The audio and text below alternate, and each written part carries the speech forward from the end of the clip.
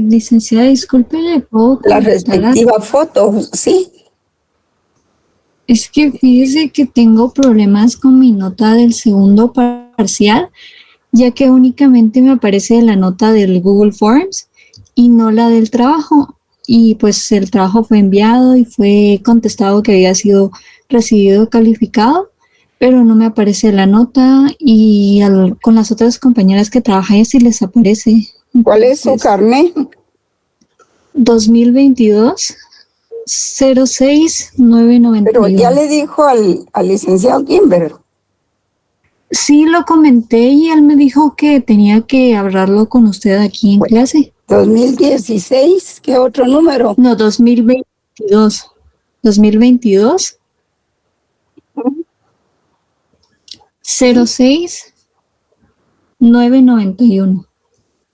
991. Bueno, puede ser que ha sido un error, ¿verdad? De mecanografía. Vamos a revisar ahí Sí, con él. ya, muchas gracias. Porque sí le Gracias, licenciada. sí le aparece el trabajo, perdón, el examen. Sí, ajá, me parece la nota del examen, pero no No la del trabajo. trabajo. Ah, bueno. ¿Qué le dijo el licenciado? Me dijo que lo comentara con usted aquí en clase. Solamente eso le dijo. Sí, ajá. Bueno. Bueno, vamos a trabajar Licenciada, hoy. licenciada. Verlo. Gracias. Sí. Gracias, licenciada. Licenciada, buenas tardes. Disculpe, fíjese que yo tengo exactamente el mismo problema que la compañera, solo me aparece la nota del examen, más no del trabajo. Ah, ya. Ajá. Regáleme ¿cuál es su carnet? 2022. 2022 también. Ajá. 07 18. 18. Miren, pónganmelo por favor en el chat, ¿verdad? Ok, licenciada, muchas Digan la gracias. línea porque si no, no me van a dejar iniciar la clase, ¿verdad? O platiquen con el profesor Kim, ¿verdad? Y le dan todos los datos a él y él me los traslada a mí. Ahí está él, nos está acompañando en la clase. Gracias, licenciada. Voy a recopilar los datos de los estudiantes y yo se lo comparto. Muy bien, por favor. Un momentito, jóvenes, un momentito.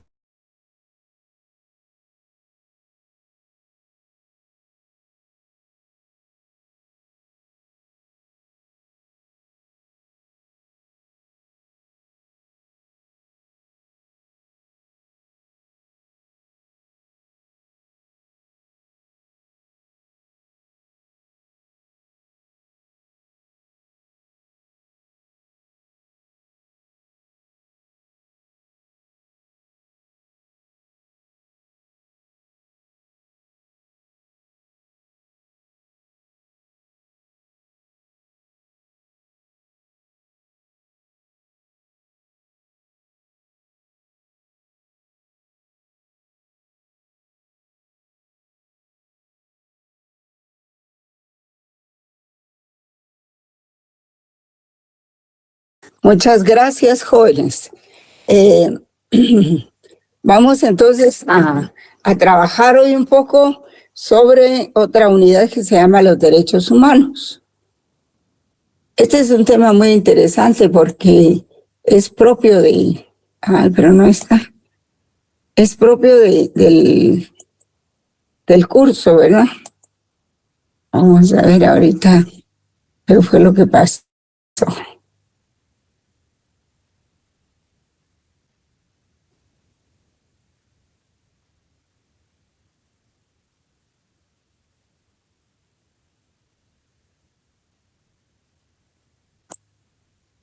Aquí está ya.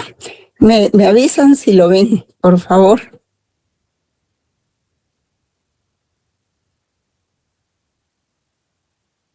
¿Ven la presentación? Sí, licenciada. Sí, licenciada. Muy bien. por aquí.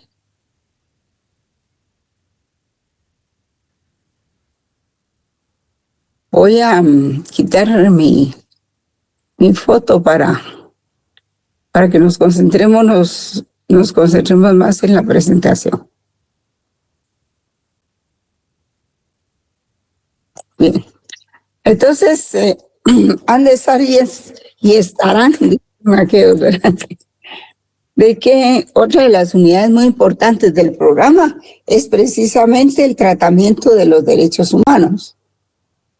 No, cómo lo considera tanto el bionaturalismo, que es una corriente muy importante, como el positivismo, ¿verdad? Pero además hay que ver cuál es el fundamento. Hay que ver de qué manera lo trata la filosofía. Perdón. Entonces, como pueden leer ustedes ahí, la fundamentación de los derechos humanos. Dice. ¿Qué es fundamentación? Permítanme un momentito, voy a quitarme un poquito la tos.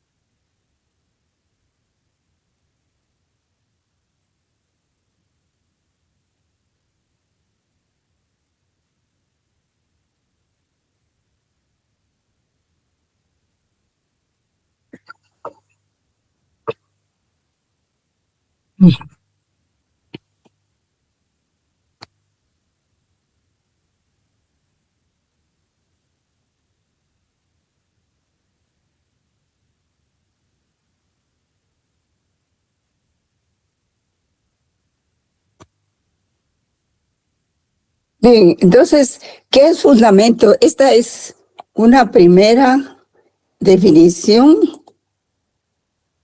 Vamos a ver.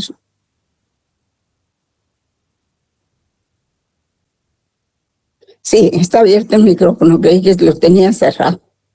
Bueno, esta es una primera definición que nos ofrece la Real Academia Española, ¿verdad? Ustedes ya saben. Que dicen, según la RAE, señala que la razón principal o motivo con que se pretende afianzar y asegurar algo y relacionándolo con el sistema de derechos humanos, pues significa aquella realidad sobre la que se asientan los derechos humanos, con la pretensión de afianzarlos, porque la definición de la Real Academia dice que es fundamentación, es la razón principal o motivo con que se pretende afianzar y asegurar algo. Y relacionándolo con el sistema de derechos humanos significa que aquella realidad social sobre la que se asientan los derechos humanos, con la pretensión de afianzarlos y asegurarlos en cuanto a origen y fuerza determinante de los mismos. Entonces, eso es una fundamentación, ¿verdad? Una realidad social sobre la que se asienta tal cosa.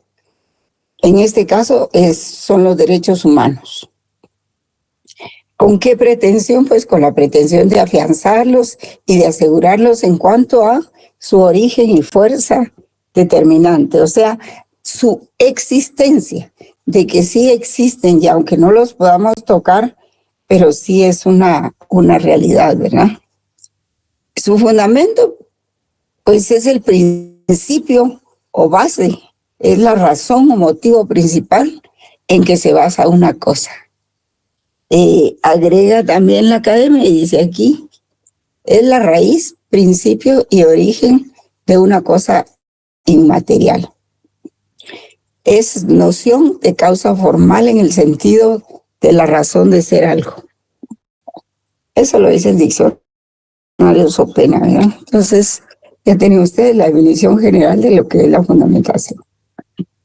Y las características, pues, vamos a ver aquí que las características es su carácter social de los derechos humanos. Estamos hablando de los derechos humanos. Los derechos humanos, una característica muy fuerte es su carácter social. ¿Por qué? Porque son humanos, se dan en la sociedad, se dan en los humanos, ¿verdad? Es una de sus características para que puedan ser reconocidos y promovidos. También constituyen un valor social, por supuesto, valor social fundamental, la dignidad. Sí, los derechos humanos se basan en eso que se llama dignidad. Dignidad de la persona humana, que cada quien tenemos derecho, por decirlo así, no quería decir esa palabra, pero que cada quien tenemos un atributo que es la dignidad. La dignidad, pues, es aquello que nos hace ser humanos, algo que hace que nos respeten los demás, que se nos reconozca como seres humanos, que se nos reconozca un papel o una individualidad dentro de la sociedad que ocupamos y que se tiene que tratar con respeto. Y eso todos la tenemos, ¿verdad? Y eso es la dignidad. Claro que si nos vamos a la historia, pues yo les diría a ustedes que su carácter histórico tiene diferentes acepciones en diferentes culturas, ¿verdad? Por ejemplo, la dignidad de un rey. Pues esa dignidad podía abarcar hasta injusticias, ¿verdad? La dignidad de un rey, la dignidad de un dictador, ¿verdad? Tiene diferentes acepciones. La dignidad de un señor feudal, que sería diferente significado como el que conocemos hoy. Otra característica es que es formalmente estable, pero de contenido variable. Es decir, se mantiene siempre los derechos humanos de manera estable en todas las culturas, en todos los idiomas, en todas las latitudes, pero su contenido varía, ¿verdad? Varía bastante. Entonces, ahí tienen ustedes una característica. Otra característica, y no la citamos aquí, es que son una característica universal, es que siempre son violados, ¿verdad? Ahí no lo dice. Pero así es. Ay, qué pena con ustedes. Entonces, el concepto de dignidad es aceptado universalmente en todas las sociedades. El concepto de dignidad de los derechos humanos. Perdón.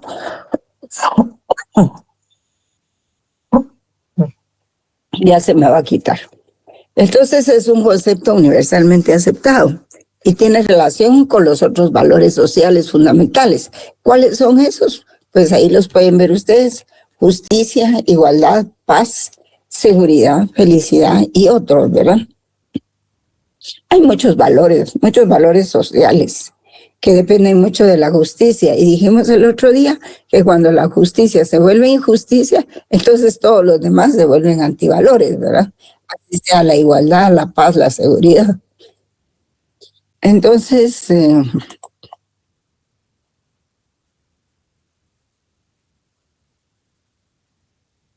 vamos a ver los tipos de fundamentación. Y a esto pónganle mucha atención. Solo voy a ingresar a quienes están afuera, jóvenes.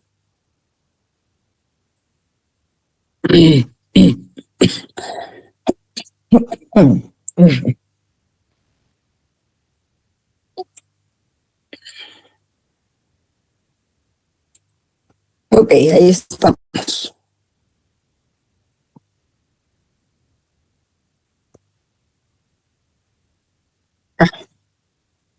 Acabo de ingresar y aparece otro.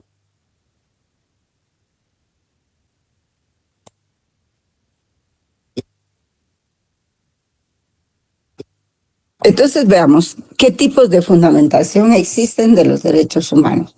Pónganle mucha atención a esto porque no es lo mismo, varía bastante. Puedo decirles que la fundamentación, la primera que se da es el fundamento ético jurídico o jus filosófico. Y su estudio, este estudio ético jurídico o jus filosófico, su estudio corresponde al curso que estamos llevando, ¿verdad? A la filosofía del derecho. Fíjense bien, tienen que leer bien eso. La fundamentación jurídico positiva, en cambio, pues esto es cuando nosotros vemos los textos del derecho positivo que han sido escritos con ese contenido de los derechos humanos, ¿verdad? Su estudio corresponde a la ciencia jurídica, fundamentalmente a la ciencia jurídica, porque es la ciencia jurídica que está escrita, ¿verdad? Y por eso es que la fundamentación jurídica positiva corresponde a la ciencia jurídica. La tercera fundamentación jurídico-política, fíjense bien, esta fundamentación corresponde al estudio de la filosofía política, no la filosofía del derecho, la filosofía política. Y así entonces también tenemos la fundamentación ético-religiosa, porque si ustedes ven aquí arriba, decía fundamentación ético-jurídica o filosófica. Aquí dice fundamentación jurídico-positiva, aquí dice fundamentación jurídico-política, que su estudio corresponde a la filosofía política, porque todo tiene su filosofía, y la ciencia política también tiene su filosofía política. Y cuando ustedes vieron teoría del Estado, me imagino que en ese curso vieron esa materia, filosofía política, ¿verdad? Y finalmente la fundamentación ético-religiosa, que tiene que ver con las normas del derecho canónico y la religión, ¿verdad? Pero eso en el cristianismo, ¿verdad? Ese estudio corresponde a diversas religiones, así sea el catolicismo, el evangelismo y otras muchas. Entonces, siempre hay una fundamentación en todos esos aspectos, en lo ético jurídico, en lo jurídico positivo, en lo jurídico político, en lo ético religioso. Y en el pensamiento cristiano, su estudio corresponde a la teología moral, ¿verdad? Porque la teología es la que contiene el derecho canónico. Y ahí todas las normas del derecho canónico pues constituyen una serie de argumentos y de planteamientos de carácter teológico. Aún ahí hay ética. Dicen que también hay ética en el amor, jóvenes, en las relaciones amorosas hay ética también. Hay un autor que escribió un libro que se llama La ética en las relaciones amorosas.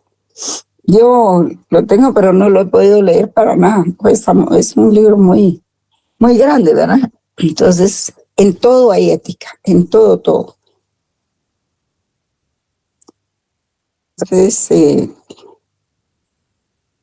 vamos a ver una por una de aquí en adelante. Vamos a ver si aquí nos planteaban cuántas. 1, 2, 3, 4. Entonces aquí vamos a ver cada una de ellas de aquí en adelante. ¿Qué es la fundamentación ético-jurídico de los derechos humanos? Créanme que hacer estas filminas ha sido un buen esfuerzo para ayudar a la cátedra. Y ustedes pues están aprovechando ese esfuerzo y apoyo que se da a la cátedra. Entonces, ¿qué es la ética jurídica de los derechos humanos? Ética ya sabemos que es una ciencia, ¿verdad? Pero también es un conjunto de principios y valores que orientan las relaciones humanas. Y la ética generalmente regula el comportamiento interno de cada persona, el comportamiento hacia adentro, ¿verdad? Decía Kant que para elaborar la teoría del derecho parece haber sido estimulada por la Revolución Francesa, porque Kant percibió cierta tendencia moral en el hombre a darse su derecho de implantar la constitución política que considerara la mejor, así como el deber de elegir una constitución política que no admitiera una constitución republicana. Y por su parte, Nicolás Agano nos induce a pensar lo contrario, ya que según él, Kant condena la revolución inglesa y francesa porque procesaron y ejecutaron a sus soberanos, y con ello Kant niega legitimidad a la rebelión del pueblo, contra el soberano legítimo. Ahora bien, ¿cómo hemos de entender entonces el derecho de resistencia del individuo contra el Estado? Dice Breyer atribuye a Kant, cuando nos habla del Estado como órgano cuando nos habla del Estado como órgano del derecho, lo importante, dice, es el papel preponderante que Kant cumple en la historia de la filosofía y la filosofía del derecho con su exhaustiva teoría del derecho. Empecemos ahora con lo que el gran filósofo entiende por el concepto de derecho. Decía, la ciencia de las leyes de la libertad. Para poder definir el concepto de derecho, Kant emplea el término ético en dos sentidos, uno estricto y otro amplio. Y esto se ve cuando considera el derecho como ciencia de las leyes morales, que él divide en jurídicas y éticas. Por eso ustedes ven aquí la fundamentación ético-jurídica, ¿verdad? Kant considera a la ética como la ciencia de las leyes de la libertad, en donde su legalidad es válida también para la teoría del derecho, ya que opina que la teoría del derecho debe de fundarse en principios, negando así el empirismo jurídico. La ética es válida tanto para la sociedad jurídica como para la comunidad moral. La ética abarca como sistema de fines el fin del derecho y por consiguiente recae también sobre la teoría del derecho. Entonces, la significación universal de la ética se presenta como teoría general de los deberes. ¿A qué les recuerda esta frase, jóvenes? A la deontología, ¿verdad? Ya que todos los deberes en cuanto a deberes pertenecen a la ética. Por otro lado, al considerar Kant el Estado en tanto estado de naturaleza ético, la ética adquiere entonces un sentido estricto, al considerarla en su significación como ciencia de la voluntad moral y de la comunidad moral. Para distinguirlas de las leyes naturales o físicas, Kant denomina las leyes de la libertad como leyes morales. Entonces, cuando no se refieren más que a acciones externas y a su legitimidad, se les llama jurídicas, ¿verdad? Entonces, repito ese párrafo. Para distinguirlas de las naturales o físicas, Kant denomina a las leyes de la libertad como leyes morales, en donde cuando no se refieren más que a acciones externas y a su legitimidad, se las llama jurídicas. La legislación jurídica pues admite como motivo de la acción un impulso distinto de la idea del deber. La legislación jurídica, al no exigir que la idea interna del deber sea por sí misma un motivo determinante de la voluntad, considera sus deberes como deberes externos. Mientras que en la legislación ética, sus deberes no pueden ser externos, sino más bien internos, ¿verdad? Eso quiere decir, ¿verdad? Porque el derecho está concebido para regular el carácter externo de las acciones, ¿verdad? El carácter ético es para las acciones, para fines internos de la voluntad. Y el derecho, al ser una legislación jurídica, toma en cuenta las relaciones externas entre una persona y otra. A este aspecto se reconoce claramente que según eso el derecho es cuestión de medidas de fuerza externas tendientes a asegurar aquel orden social sin una ulterior intención. Entonces hay que separarlo netamente de la moral, que mira exclusivamente a los deberes internos. El derecho considera las relaciones externas entre las personas debido a las influencias que sus acciones se pueden ejercer mutuamente. La legislación ética o moral es para Kant aquella que de una acción hace un deber. Fíjense bien, la legislación ética o moral es para Kant aquella que de una acción nace un deber y que al mismo tiempo da este deber por algún motivo, ¿verdad? Entonces, la legislación jurídica, al no encontrar el motivo de la acción en la idea del deber, debe seguir buscando, debe buscarlo entre los motivos interesados del arbitrio, es decir, entre las inclinaciones y aversiones de una persona, pero especialmente entre las aversiones, porque una legislación debe ser coactiva. Para Kant, el orden moral y el orden jurídico son completamente diferentes. El orden jurídico liga solo la libertad externa del hombre. El orden moral liga la interna. El primero se basa en la mera coacción y el segundo en un motivo interno moral. Cuando Kant refiere a la legislación jurídica al ámbito de lo externo, no llega necesariamente a decir que la legislación moral no tome en cuenta los actos externos. Citemos textualmente la legislación moral, por el contrario, erigiendo en deberes los actos internos, que no excluye los extremos, sino por el contrario, reivindica todo lo que es deber en general. Y más adelante, hay pues en verdad un gran número de deberes directamente morales, pero la legislación interna considera también todos los demás como deberes morales indirectos. O sea, hay una mezcla ahí entre deberes morales, deberes éticos y los deberes que aconseja también el derecho, los deberes jurídicos. Pero fundamentalmente los deberes jurídicos pues regulan la conducta externa, ¿verdad?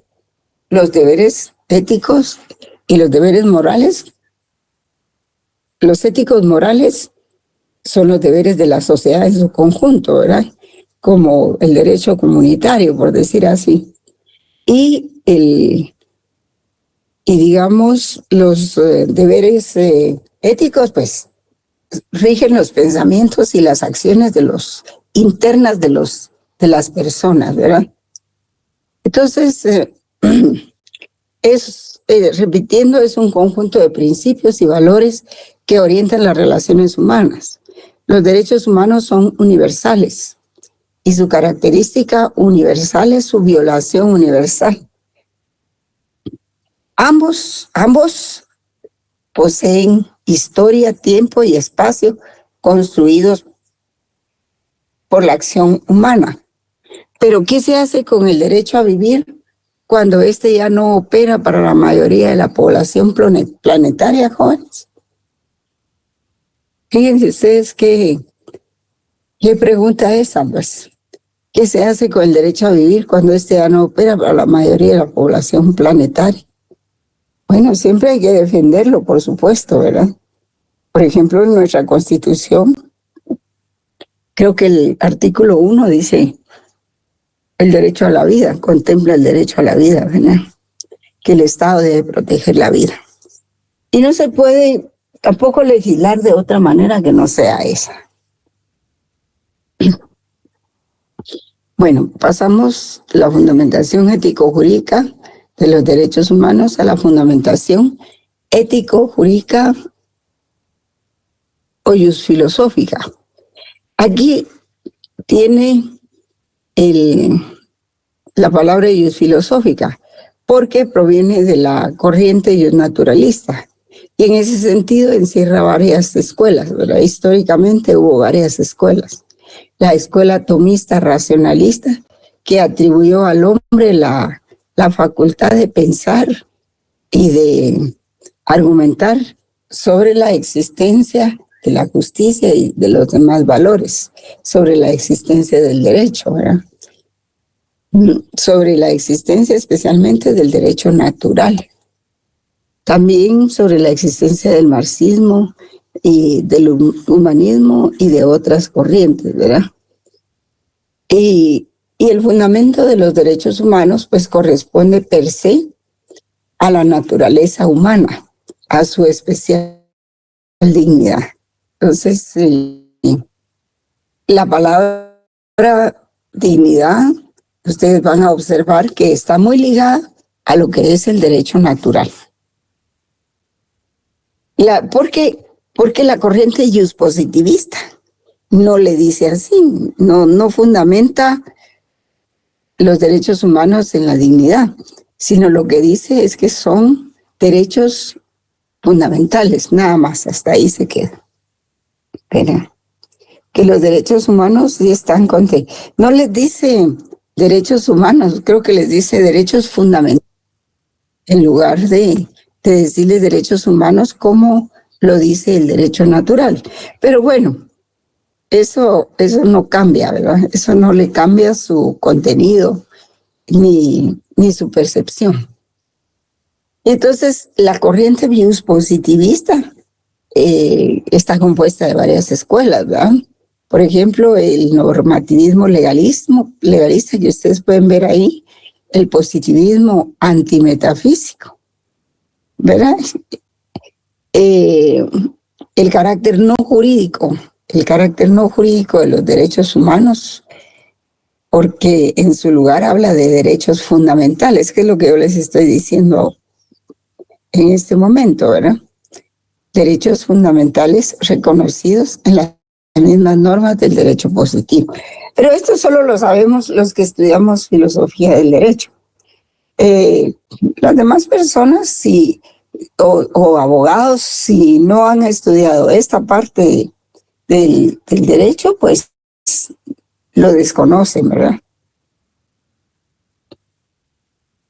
Así es de que quiero preguntar si les ha quedado clara esa distinción. Ay, ¿qué me pasó aquí?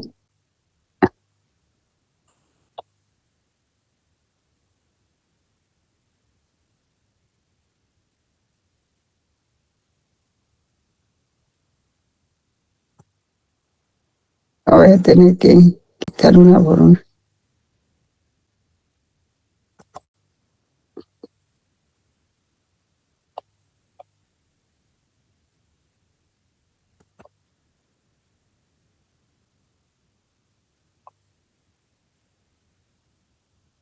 Y son un montón las que se generan.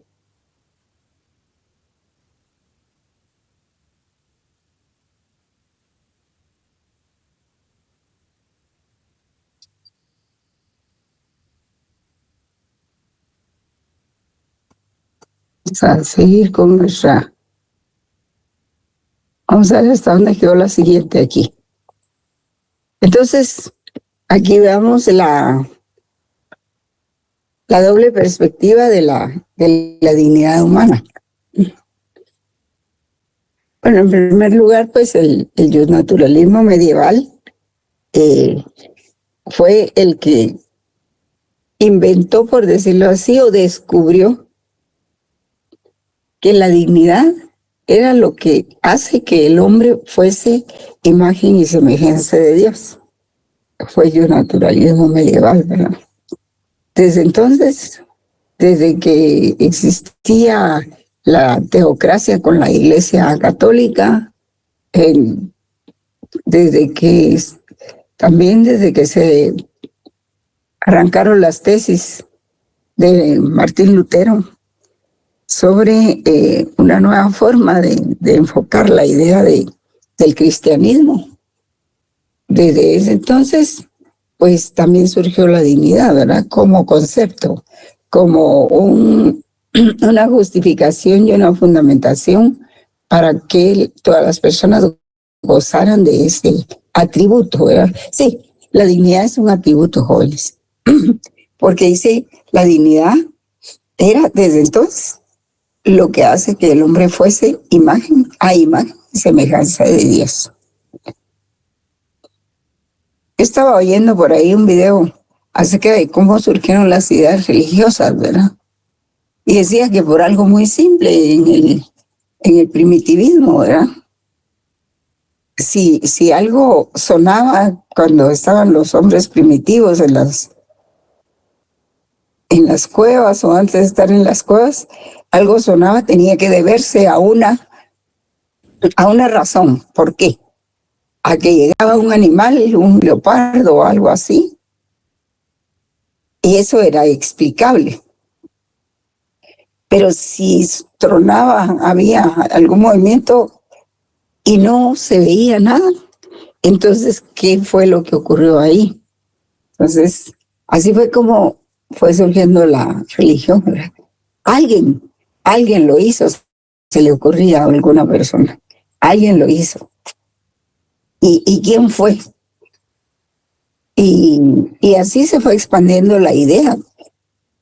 Se fue expandiendo dentro de un grupo de seres humanos hasta convertirse en algo que no podía explicarse y que seguramente venía de arriba, ¿verdad? Del cielo. Y en ese sentido, pues, se fue creando la religión. Como una forma de explicarse aquello que no se tienen elementos físicos, objetivos para poderlo explicar. Pero ya ahí ya divagué un poco. Entonces tenemos que en el naturalismo medieval es donde se conoce por primera vez la idea de la dignidad. El naturalismo moderno, pues, es la existencia misma del hombre como ser racional con posibilidad de realizarse junto a otros seres humanos, libre, igualitaria y solidariamente. Sí, porque en el naturalismo moderno, ya que se han superado todas aquellas ideas de que fue un ser supremo el que nos proporcionó la justicia, el derecho y todo eso, entonces se crean otros valores, otros conceptos, como por ejemplo, pues, la existencia misma del hombre como ser racional con posibilidad de realizarse junto a otros seres humanos, ¿verdad? Libre, igualitaria y solidariamente. Porque ustedes saben que el principio de igualdad es el que proporciona la antesala para pensar en la libertad y para atraer a todos los miembros de una sociedad para que sean solidarios, ¿verdad?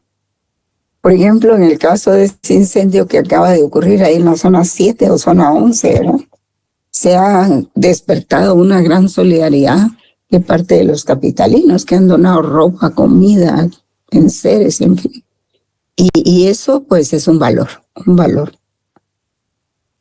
Y entonces, ante esto, surge una perspectiva negativa, ¿verdad? De la dignidad humana. ¿Cuál es esa perspectiva? Por decirle así, que la persona no puede ser objeto de ofensas ni humillaciones, ¿verdad? Digamos que está planteado en forma negativa, porque contradice lo de la dignidad, pero no porque sea negativo en sí. Entonces la perspectiva negativa dice que la persona no puede ser objeto de ofensas ni humillaciones. O sea que a contrario del senso de la dignidad, la persona no puede ser objeto de ofensas ni humillaciones. Y en la misma perspectiva positiva, pues la afirmación de la dignidad humana, no hay para dónde, que significa el pleno desarrollo de la personalidad y de la sociabilidad. Pero ¿cómo se desarrolla una persona personal y socialmente? Pues, bueno, pues las personas tienen ese derecho a desarrollar, tenemos ese derecho a desarrollar. Tenemos derecho a algunos bienes que el Estado nos proporciona. Para eso fue que se hizo el contrato social. Y esos bienes pues son, por ejemplo, que protejan nuestra vida, que hayan hospitales o atención médica donde nacemos. Si nos enfermamos, que tengamos acceso a salud, a medicinas, a médicos, etcétera. Que si queremos estudiar, podamos estudiar. Y para eso existe la Universidad de San Carlos, las facultades de las universidades públicas, ¿verdad? Que a aquellos ya se les olvidó que es para el desarrollo de la personalidad y la sociabilidad también la facultad. Que se desarrolle la sociabilidad, por supuesto, o sea, el ejercicio del individuo en sociedad. Porque todos nos necesitamos. Hasta de una piedra necesita uno. Vamos a decir, o eliminar estas.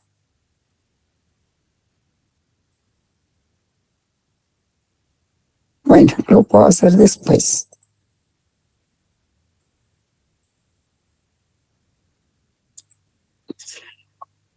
Bueno. Entonces, veamos aquí lo que es el pleno desarrollo de la personalidad en sentido ético. Pues es ni más ni menos que la actuación propia de cada quien sin interferencias. Aunque esto es relativo, ¿eh? Porque la primera interferencia es la de los papás, a veces. Pero eso ayuda.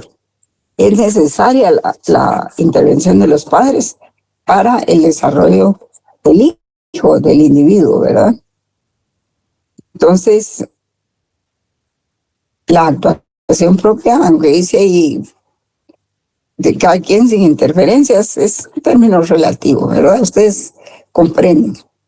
La autodeterminación también para la sociabilidad. Esto es pleno desarrollo de la personalidad. La autodeterminación para la sociabilidad, la participación consciente, la responsabilidad en diferentes colectivos. Léase, por ejemplo, familia, pueblo, universidad o escuela, colegio, donde hayan diferentes colectivos, pues que exista la autodeterminación para ejercer esa sociabilidad en diferentes medios colectivos. Kant pues distingue a los seres irracionales de la naturaleza, dice. Pero estos, ¿saben a qué se refiere? Que son de valor relativo, como medios, y por eso se llaman cosas. Esas son los animalitos, las plantas, todas las cosas que tenemos, libros, etcétera, mesas, muebles, qué sé yo, todo eso, ¿verdad? Y Kant dice que esto de la autodeterminación, del pleno desarrollo de la personalidad, es aparte de las cosas de valor relativo, porque esas cosas sirven como medios para que el individuo se desarrolle también, pero se llaman cosas. Por ejemplo, un teléfono, pues por supuesto que sirve para estudiar ahora, ¿verdad? En mis tiempos no teníamos todavía celular. Sí, habían teléfonos, pero no habían celulares. Pero el celular les da inteligencia artificial y les da de todo para que ustedes hagan sus tareas, incluso hasta los exámenes. Y los seres racionales, que son las personas, ¿verdad? Se distinguen porque constituyen fines en sí mismos. O sea, eso era lo que pasaba con la Internacional Socialista también, la política alemana, ¿verdad? Que eran los nazis, el nacionalsocialismo, ¿verdad? Que decía que el individuo, y también un poco del socialismo, ¿verdad? Que el individuo no es un fin en sí mismo. Es una pieza o un instrumento que sirve para que se desarrolle el Estado. Y ese es el pensamiento que conlleva esas teorías políticas, esas tesis. El nacionalsocialismo, el socialismo, ¿verdad? El individuo no existe como fin para sí mismo. En países democráticos, en países que no piensan así, pues los seres o las personas se distinguen porque constituyen fines en sí mismos. Cada uno de nosotros es un proyecto específico, jóvenes. Cada uno tenemos nuestros fines. No somos medios para que el Estado se desarrolle, sino que somos fines en sí mismos. Y no pueden ser usados, no tienen precio, no tienen dignidad, respeto. Tienen realidades cuya existencia en sí misma es un fin. Verán. Permítanme un segundito, Juan.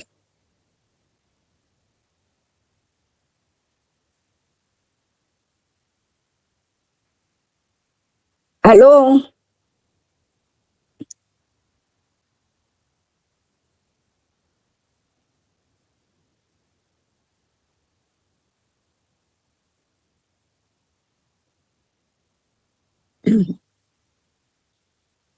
¿Aló?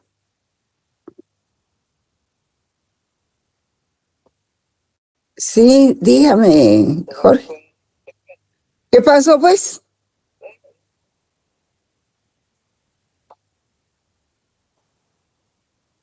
Ah, ya. No puedo, fíjese que estoy trabajando. Puedo dentro de una media hora más o menos. Sí, no puedo interrumpir aquí mi clase. Entonces, ¿qué querían ustedes? ¿Que yo viera cómo desarmaban el andamio o se quebró algo? Ah, está bien. Entonces, espérenme un ratito. Espérenme unos 25 minutos. Ok, gracias.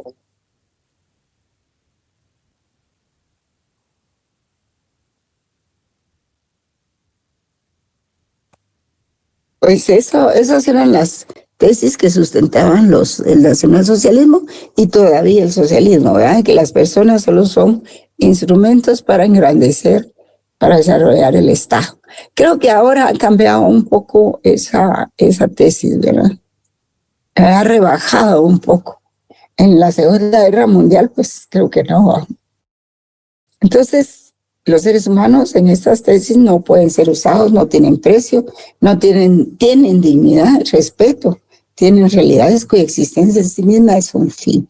Y ese es el otro aspecto que Kant enarbolaba. Entonces, la dignidad, pues, sigue siendo reconocida en los instrumentos internacionales. Por supuesto que sí. Por ejemplo, tenemos la Convención Americana de Derechos Humanos en el artículo 11.1, que dice: toda persona tiene derecho al derecho, ¿verdad? Y 3 puntos suspensivos, porque ahí no cité, al reconocimiento de su dignidad. Y es un instrumento internacional. Acuérdense ustedes que todos los instrumentos internacionales que vamos a ver el otro semestre, todos son derecho natural, ¿verdad? También el preámbulo de la Declaración de los Derechos Humanos dice en el primer considerando, punto 2, la libertad, la justicia y la paz tienen como base el reconocimiento de la dignidad. En el segundo considerando dice también, en el quinto considerando, perdón, del segundo al quinto considerando, preámbulo de la Carta de Naciones Unidas, pues también las naciones han determinado su fe en la dignidad y el valor de la persona. En la Convención relativa a la lucha contra la discriminación, hay cantidades de ejemplos, ¿verdad? Entonces, digamos, estos valores de la dignidad se han materializado, por decir así, en los instrumentos internacionales. Vamos a seguir. Bueno, dejamos atrás la fundamentación ético-jurídica y vamos a la segunda, la fundamentación jurídico-positiva de los derechos humanos, que teníamos en orden, ¿verdad? Y esa fundamentación está en los valores y en los principios que de ellos se derivan, que las constituciones reconocen en forma explícita o implícita. El profesor Pérez Luño dice que los valores constitucionales poseen una triple dimensión. Y aquí a continuación lo escribimos también. Una fundamentadora, otra orientadora y una crítica, ¿verdad? La fundamentadora dice que la dimensión fundamentadora dice que en el conjunto que la fundamentadora está en el conjunto de disposiciones e instituciones constitucionales y en el ordenamiento jurídico en su conjunto. Ahí no hay pierde, ¿verdad, jóvenes? Pero fíjense bien que aquí arriba dice que la fundamentación jurídico positiva, estamos hablando de la jurídico positiva, está en los valores y en los principios que de ellos se derivan, que las constituciones reconocen en forma explícita o implícita. Y dice que los valores constitucionales poseen una triple dimensión, fundamentadora en el conjunto de disposiciones e instituciones, tanto constitucionales como del ordenamiento jurídico en su conjunto, ¿verdad? Todas las disposiciones ordinarias y reglamentarias, etcétera, ¿verdad? La segunda dimensión es orientadora de que del orden jurídico político hacia metas o fines predeterminados, ¿verdad? Siendo fundamentación jurídico positiva. Es todo el derecho escrito, eso es orientadora del orden jurídico político hacia metas o fines predeterminados. Y la crítica en cuanto a que su valor reside en su idoneidad como criterio de valoración para justipreciar hechos o conductas. Sí, pues es crítica, ¿verdad? Que proporciona elementos de valor para calificar si es idónea o no lo es, ¿verdad? Depende de los hechos y de las conductas. Por ejemplo, el principio de legalidad que señala el profesor Pérez Luño, que el problema de la legitimidad o fundamentación de los derechos humanos se reconvierte en el problema de legitimidad legal o legalidad de los derechos fundamentales. Pues sí, cuando existen derechos fundamentales establecidos en todo el ordenamiento jurídico, pues esto le da legitimidad legal o legalidad a los derechos fundamentales. Reconvierte el problema de legitimidad legal o legalidad de los derechos fundamentales. Y en cuanto al principio de legalidad, es uno de los pilares fundamentales de las garantías de los derechos humanos. Es importante señalar, en virtud de lo mencionado, la conexión existente entre el fundamento inmediato o próximo de los derechos humanos. ¿Cuál es, jóvenes? ¿Cuál es el fundamento inmediato o próximo de los derechos humanos? ¿Cuál es ese fundamento? Solo para ver si están despiertos.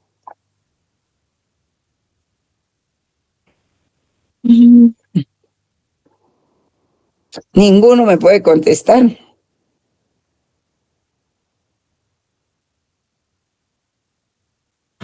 Los derechos naturales.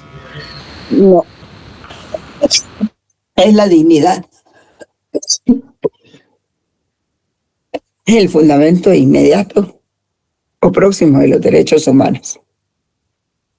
Y también está el fundamento jurídico positivo de los mismos. Pero sí estaba cerca. Ahora bien, vamos a esta es la tercera fundamentación, este es el tercer tipo de fundamentación. Entonces, que es la fundamentación jurídico-política. Fundamentar esa conexión existente entre dignidad y Estado de Derecho. Por cierto, hemos hablado del Estado de Derecho, ya tratamos el Estado de Derecho, jóvenes. ¿O no?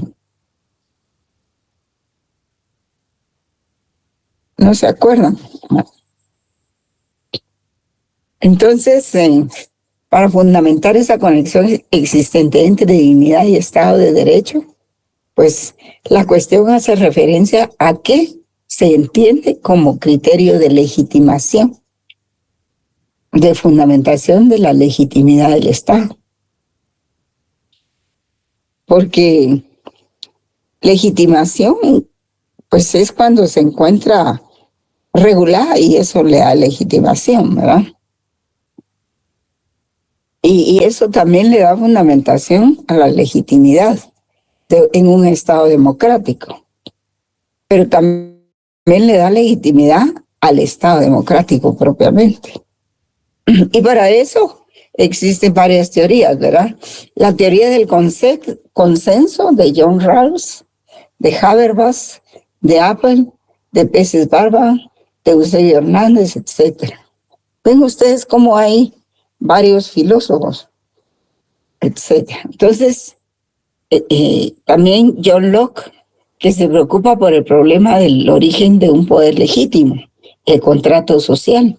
Ellos escribieron libros y libros y libros sobre esos aspectos del contrato social.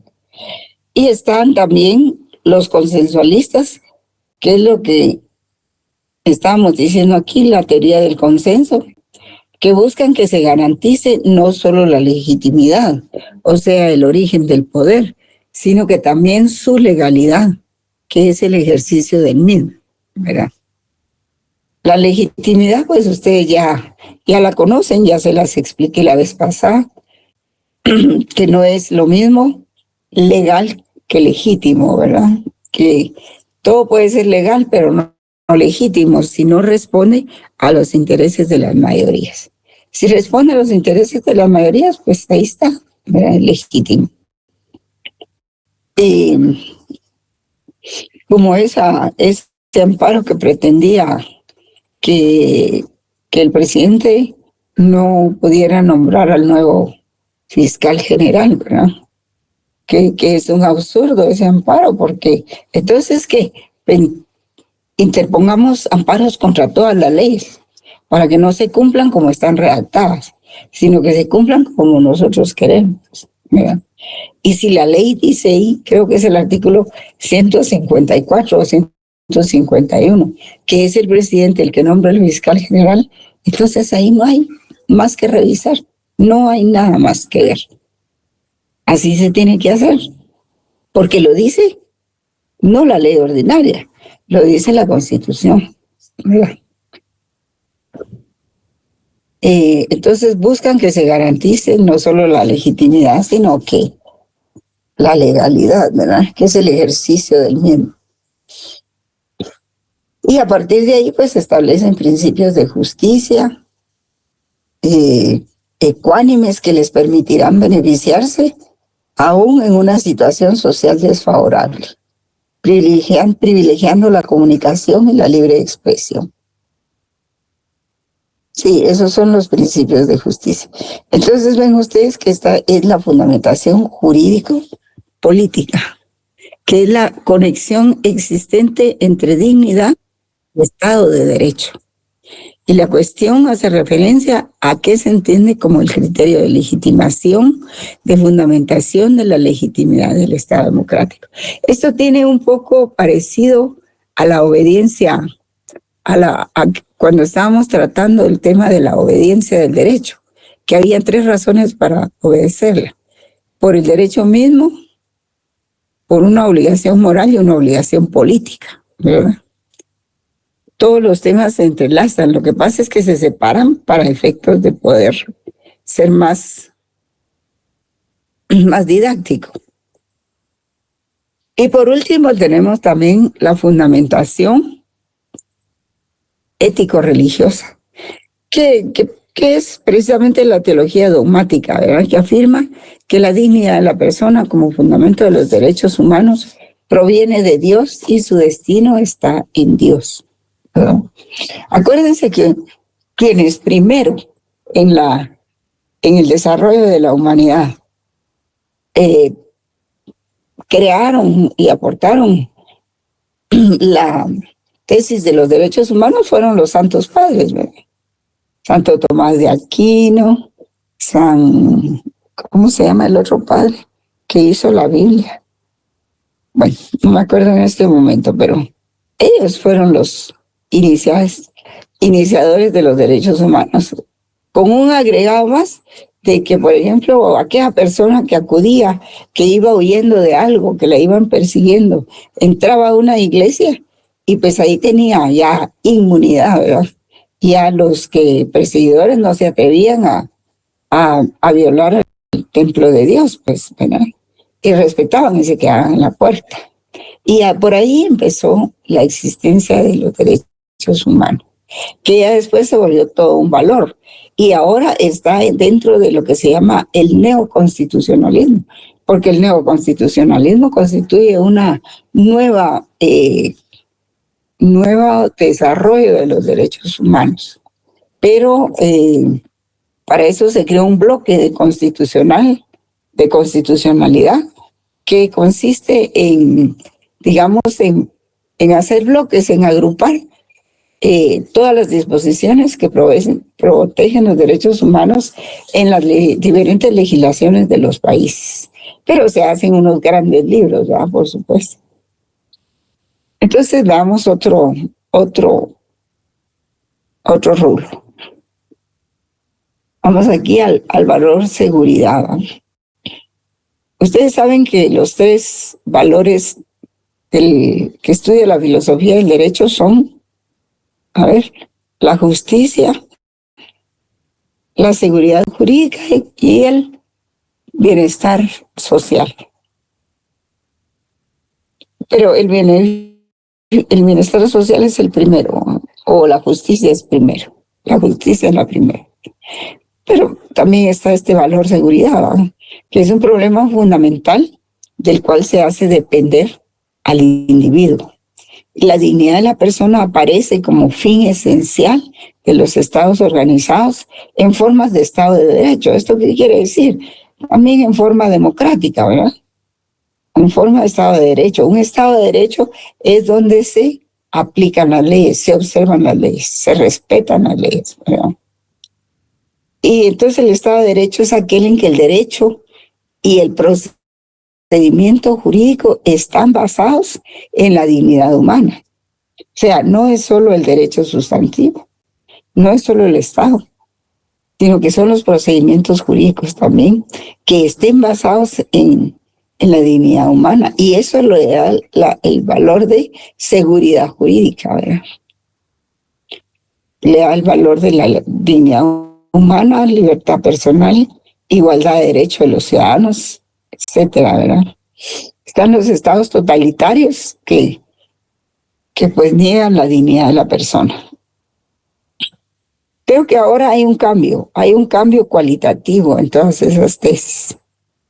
Pero en principio, por lo menos en la Segunda Guerra Mundial, así era, ¿verdad? La doctrina fascista, por ejemplo, considera al individuo como un medio y no como un fin para mantener el Estado de Derecho. Fíjense qué interesante. Y por eso un montón de gente que no quiere cambiar le dicen fascista o le dicen nazi, ¿verdad? Entonces, el valor de la seguridad jurídica de los derechos humanos es inapelable, ¿verdad? Es la necesidad de garantizar el respeto de la dignidad de la persona humana y los valores que de ella se derivan, como la justicia, la vida, la libertad, la igualdad y la solidaridad.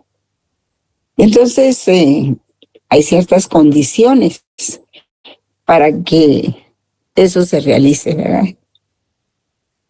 Una estructural, porque el ordenamiento jurídico tiene una estructura.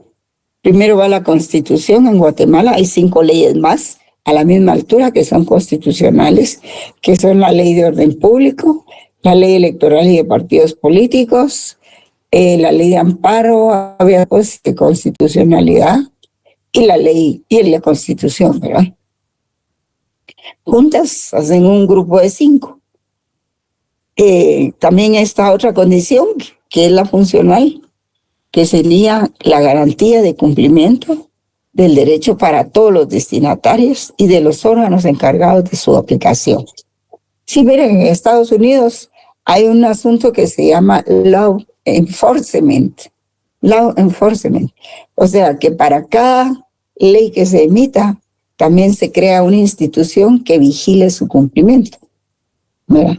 Si no, miren, los de ICE, ahorita, crearon eso del ICE y la política antiinmigratoria y crearon el grupo ese de gente que, pues, que ahuyenta a todo el mundo, ¿verdad?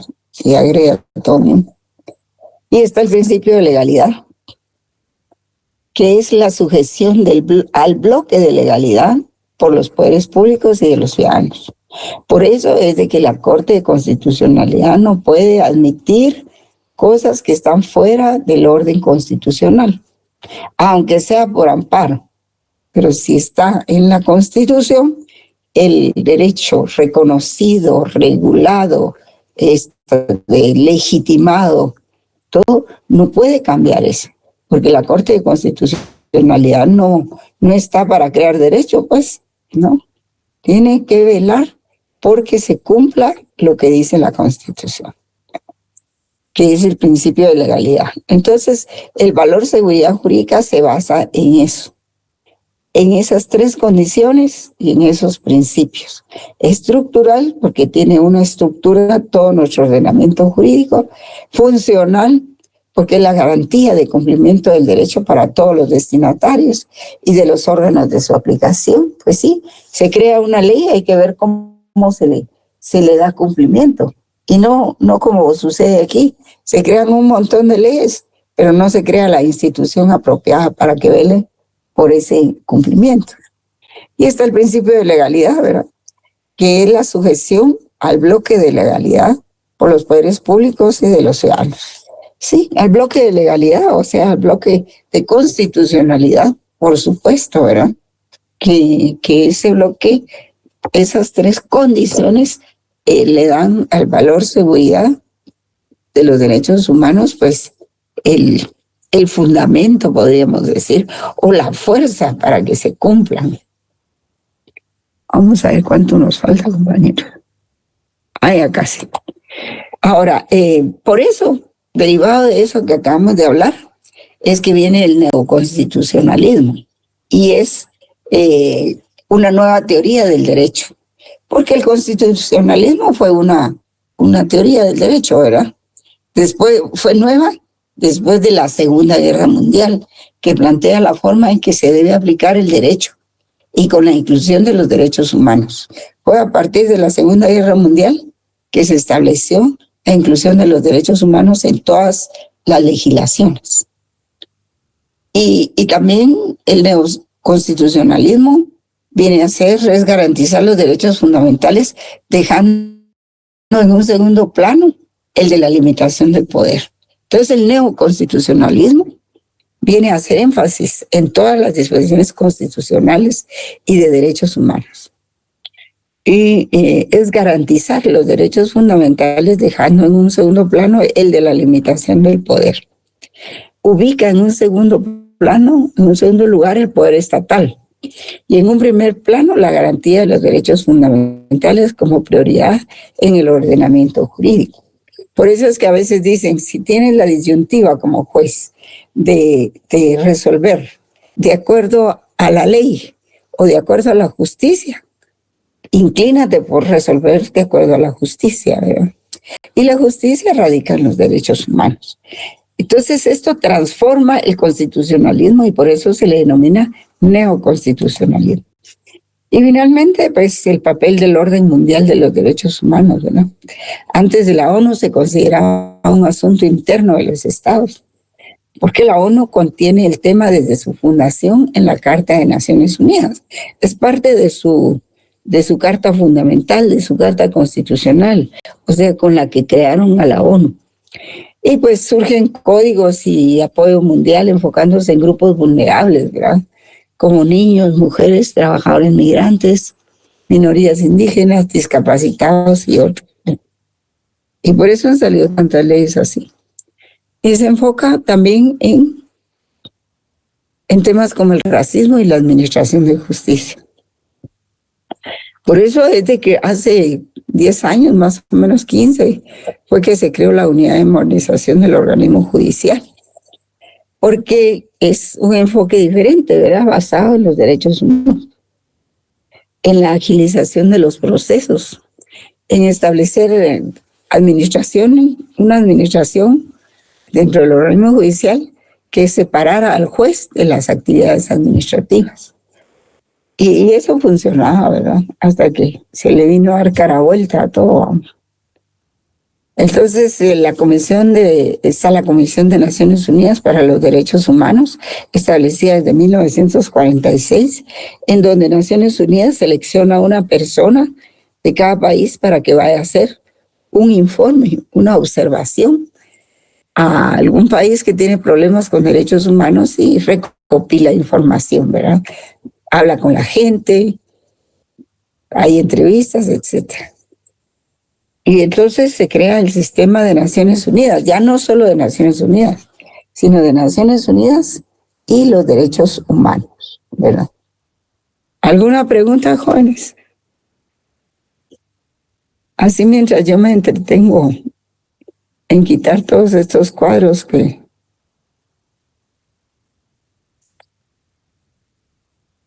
¿O todo está muy claro? Ay, qué decepcionante que mis alumnos no me preguntan nada. Creo que no están en la computadora, sino que a ver dónde andan. Gracias, licenciada, todo está muy claro. Muchas gracias a usted, por lo menos tuvo la gentileza de contestarme. Bueno, entonces... Las preguntas que usted nos prepara, pues tenemos pues la información básica, ¿verdad? Ya depende de nosotros investigar un poquito más la explicación que usted da, estamos más que servidos, licenciada. Más que preparados. Muchísimas gracias, sí. No, eso es un aliciente pues para el profesor, porque qué mejor que los alumnos capten bien el tema. Sí, los resultados de los exámenes me lo dicen, ¿verdad? No de todos, pero sí la mayor parte. Vamos a tomar la foto respectiva. Bien, jóvenes, entonces lo dejamos ahí, ¿verdad? Y con el profesor Kimber vamos a revisar esos resultados, ¿verdad? Por favor, abóquense ahí. Y así podemos revisar. Siempre hay errores. De eso ustedes no se preocupen. El problema de que deben de preocuparse es si no hay error. Ahí sí. Bueno, ya le tomé la foto, Johanna, ¿oye? Y también Gracias, Gracias. Perdón, pero Va, pues, rapidito otra vez. qué gusto saludarlos. Hasta pronto. Nos vemos. Gracias, Ligda. Feliz Ahí tarde. el examen